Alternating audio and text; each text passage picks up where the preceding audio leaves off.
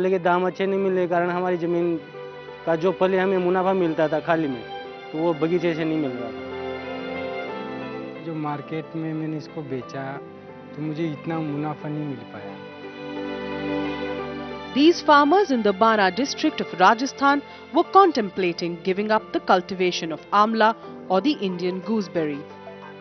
With very few buyers, they were forced to sell their precious fruit at a meager cost, incurring huge losses.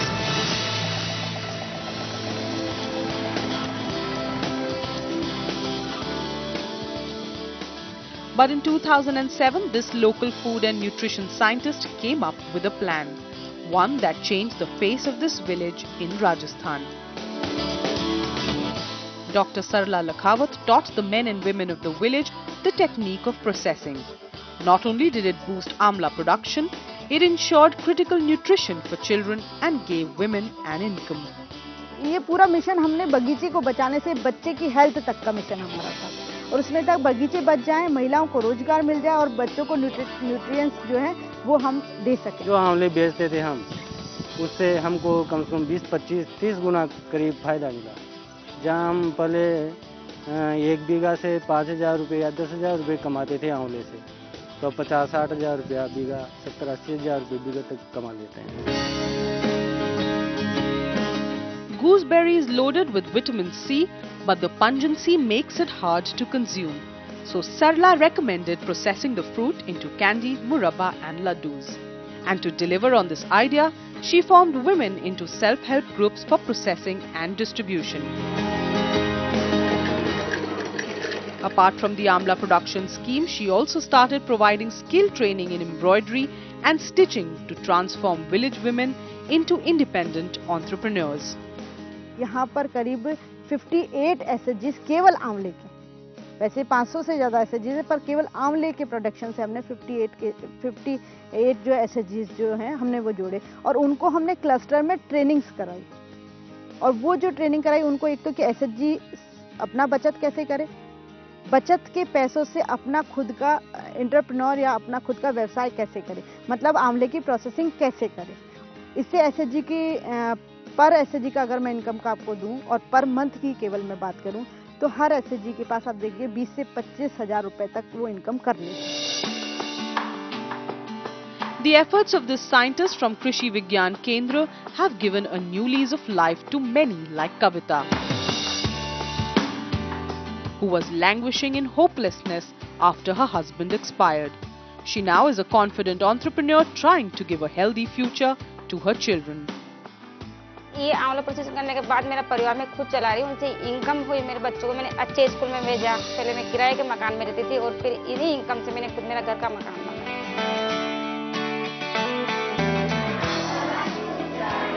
With innovative thinking and a sound scientific approach, Sarla Lakhawat has managed to fight the curse of acute malnutrition by proposing that Amla be distributed as a part of the midday meal for children in primary schools.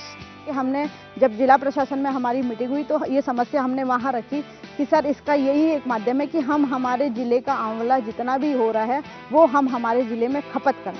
Mid day meal में भी हम लोगों ने 3 phases करने।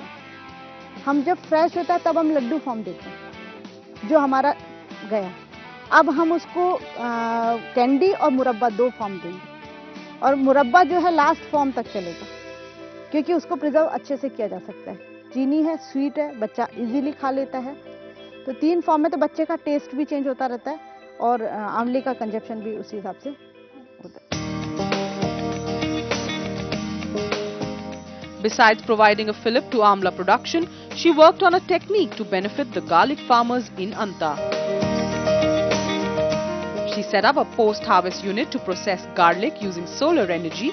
The dried garlic in its powdered or granule form is then exported across the globe, making them earn huge profits. अब आज 5 रुपए kilo लहसुन है और उस लहसुन का उपयोग हमने पहले किया जो डैमेज होने लगा था, तो उसे हमने प्रोसेस करके जो जैसे आपका फ्लैक्सेस है, पाउडर फॉर्म में है, ग्रेन्यूल्स फॉर्म में है, और उससे आप सोचिए जो 3 से 4 रुपए 5 रुपए की हम बात कर रहे हैं, उससे ये हम मिनिमम हमारा 300 रुपए में गया है जो लोअर है, और हाईएस्ट हमारा 1200 रुपए में। Sarla Lakhawat has created a flourishing livelihood in this village of Anta in Rajasthan. And for her relentless efforts, we salute this grassroots soldier.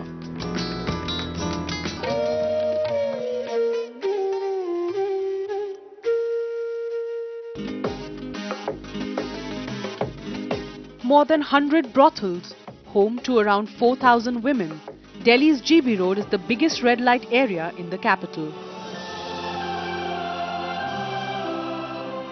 Behind most of these faces lies an untold story of pain and suffering, and a hope that their children do not meet the same fate.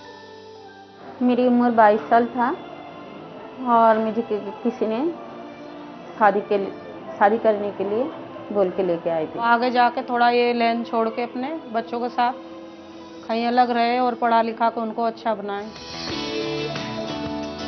These sex workers have found a friend, a sister and a mentor in Gitanjali Babbar. Determined to help these shunned women, Gitanjali spent 2 years of her life understanding their problems and aspirations.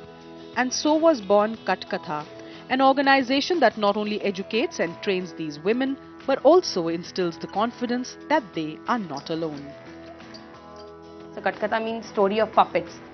So if you see, then these women are actually leading a life of puppets, being controlled by politicians, government, police, pimps, owners. So it's like a puppet who is being controlled by everybody. So Katkatha's philosophy was to break these threads and then, give these women their own life and their own way to fly in the air. And that's what we are doing. So if you come to Katkatha, you'll find all these women dancing sometimes. Sometimes we cry a lot together. Sometimes we just sit and we just talk randomly, anything. Sometimes when police arrest them, so we go there to, help them, support them. Katkatha operates from a small rented apartment in GB Road, a place that gives a second chance to hundreds of sex workers, giving them education and imparting skills that can sustain them in a life beyond the brothels. Katkatha's philosophy is providing them with a life choice of anything. I mean, even if this woman is doing sex work, she also wants to dance, she also wants to paint, she also wants to go into the world and with a camera in her hand. She also loves to message us on WhatsApp. She also wants to use Facebook. So all these things which we don't have in our life, we thought that let's try and give them all these things through Katkatha. हम सिलाई सीखते हैं वहाँ जाके और थोड़ा पढ़ाई भी सीखते हैं, तो आगे जाके थोड़ा ये लाइन छोड़ के अपने बच्चों के साथ कहीं अलग रहे और पढ़ा लिखा के उनको अच्छा बनाएं।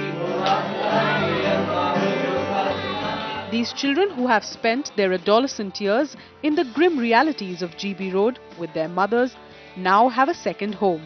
Gitanjali has given them a space to dream, a space to learn, a space to discover their talent and aspirations.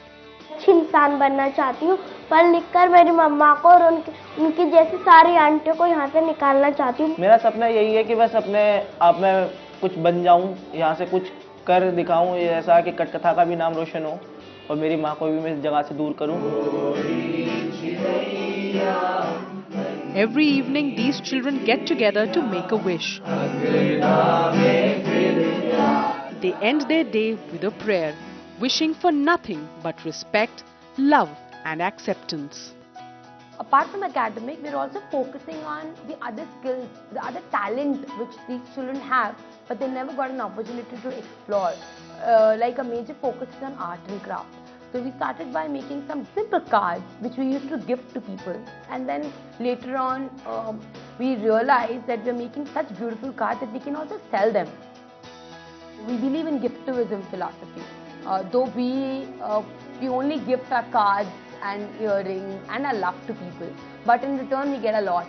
So if we need something, we make a wish list and we just post it on Facebook or send it to friends across, and we get those things. So here every child has a dream, and Katkatha's dream is to turn their dream into reality. On a path few have dared to venture on, 27-year-old Gitanjali Babbar is empowering thousands of sex workers and their children, for whom she is an embodiment of hope and happiness. We've been able to be a family to 2,000 people. we've been able to be mothers of all these 25 children who are there. They've started loving themselves. Now the woman who used to hate herself, now she can proudly say that I am doing this and that's my choice if I'm doing it. And you don't have any right to discriminate me just on the basis of my profession.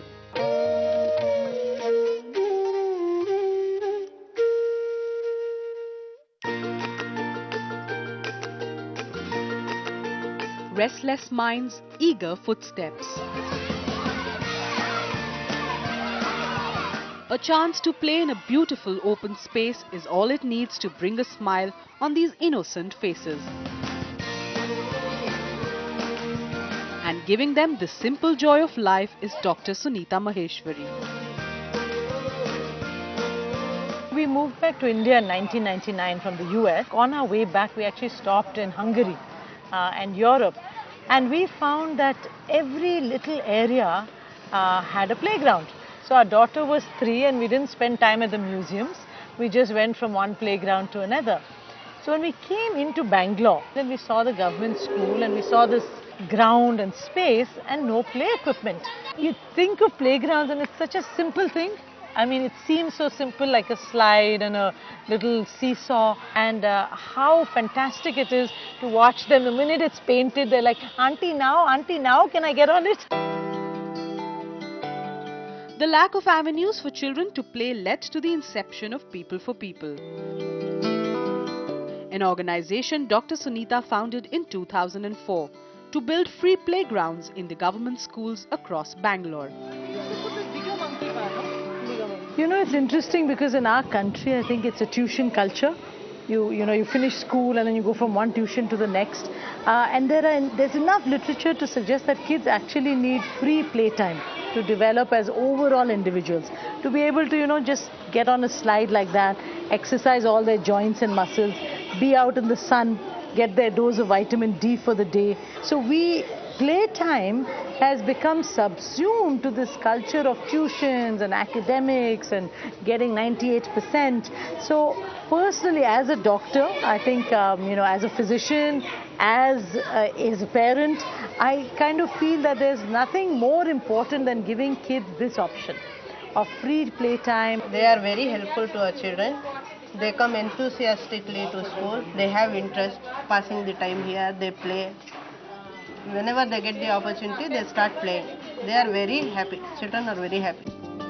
Today, People for People has installed over 120 playgrounds under Dr. Sunita's guidance and efforts.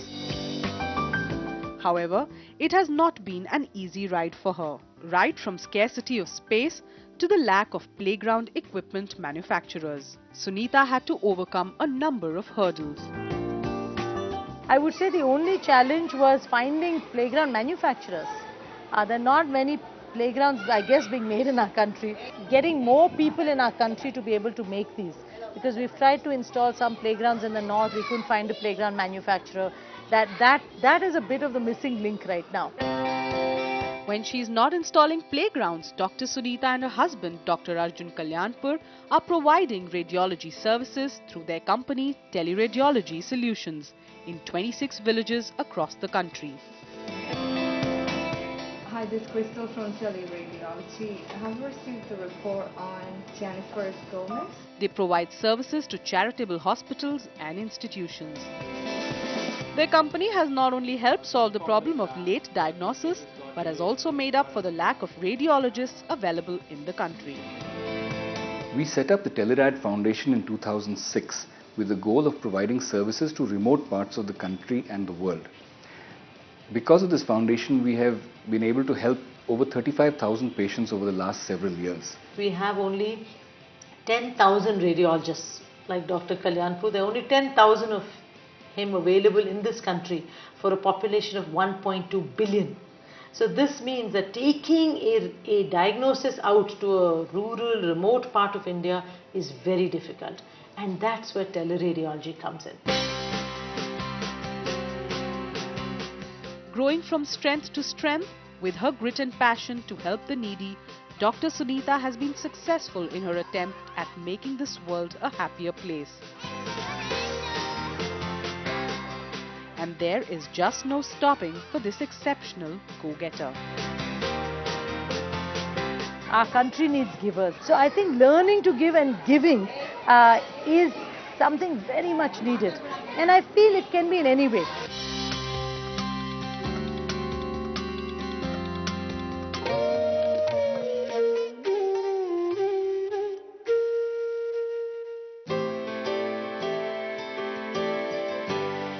Most mornings, Bob and Jean like to sit together, drink a cup of tea and discuss sports and current affairs. But one telephone call is all it takes for this retired couple to forget about their lovely morning.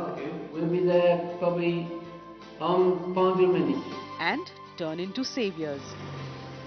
Bob and Jean are on speed dial for many slum dwellers like these in and around Gurgaon who own donkeys. Overworked, neglected and ill-treated, these donkeys find some much-needed tender love and care at the hands of this couple.